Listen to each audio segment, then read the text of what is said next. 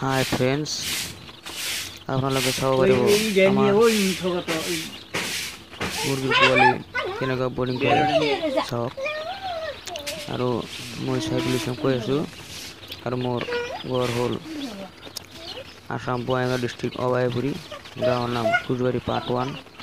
এই চাওক মুৰ্গীৰ পোৱালি কেনেকুৱা ঘূৰি ঘূৰি আছে। আজি ইনকিউবেটৰৰ পৰা ওলাই দি আছোঁ আৰু ওলাই দিছোঁ বৰ্ডিঙত ওলাই দিছোঁ। আৰু চাওক কেনেকুৱা বৰ্ডিং কৰিছোঁ। 400 মান আছে পোৱালি ইয়াতে।